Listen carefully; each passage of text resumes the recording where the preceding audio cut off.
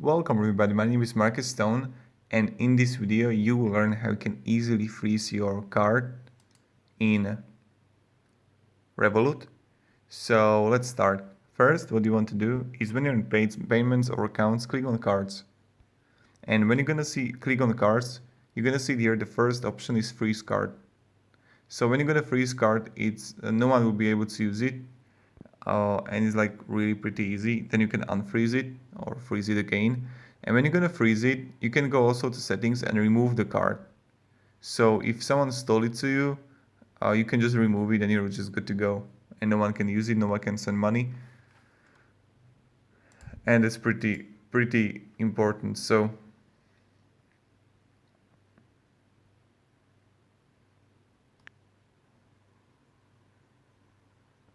yeah. Thank you, have a great day and see ya. Goodbye.